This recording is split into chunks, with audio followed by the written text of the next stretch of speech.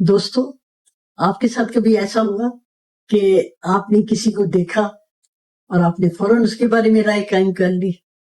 کوئی آپ کو فوراً جواب نہ دے تو آپ نے کہانی گھڑ لی، اور کوئی خوشی سے بات نہ کرے آپ فوراً نتیجہ نکال لیتے ہیں. اور یہ سب پتہ کیا ہوتا ہے؟ یہ مفروضے ہوتے ہیں. بس ہم سپوز کر رہے ہوتے ہیں. ایک خاموش قاتل کی طرح یہ کام کرتے ہیں. ایک ایسا قاتل جو دکھائی نہیں دیتا، ایسا قاتل جس کی آواز ہی نہیں ہے، مگر کیا کرتا ہے؟ یہ آہستہ آہستہ آپ کی زندگی کو ختم کرتا ہے، کھوکھلا کرتا ہے، اور جب آپ کو پتہ چلتا ہے تو بہت دیر ہو چکی ہوتی ہے. میرا نام ہے پروفیسر مسرت جبین، امید اور سکون کی آواز. اب آپ کہیں گے کہ اگر مفروضے بنائے اور یہ ہماری زندگی کو کھوکھلا کیا تو یہ اب کیا جائے؟ میں آپ کو بتاتی ہوں کہ یہ کیا جائے. میں پہلے تو بتاؤں گی ہم مفروضے بناتے کیوں ہیں. یہ مفروضے جو ہوتے ہیں یہ ہمارے دماغ کی خود ساختہ کہانی ہوتی ہے. یہ مفروضے جو ہوتے ہیں صرف رشتے نہیں توڑتے، یہ آپ کو آپ سے جدا کر دیتے ہیں.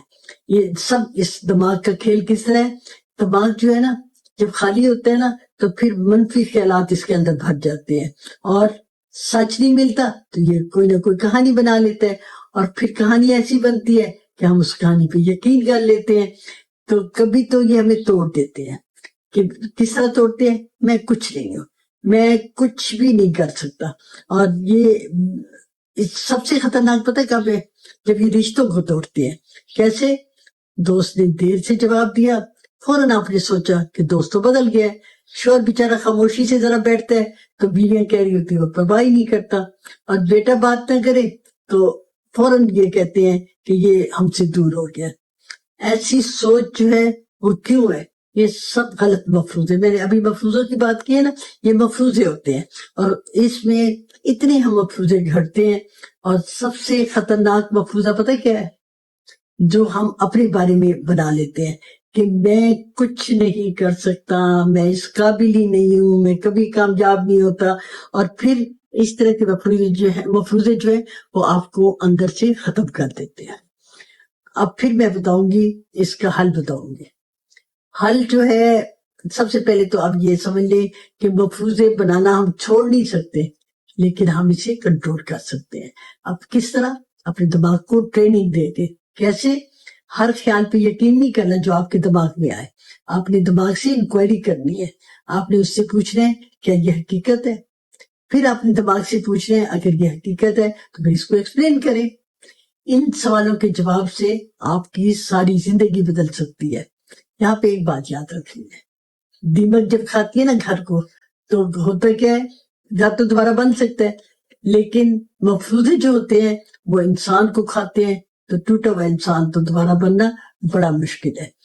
آج فیصلہ کریں، اپنے دماغ کے غلام نہیں بننا، اپنے دماغ کا مالک بننا ہے. جب مفروضوں کو، یہ جو خاموش قاتل ہیں، ان کو اپنی زندگی سے نکال دینا ہے. جب آپ مفروضوں پر یقین نہیں کریں گے تو پھر کیا ہوگا؟ زندگی میں سکون آئے گا.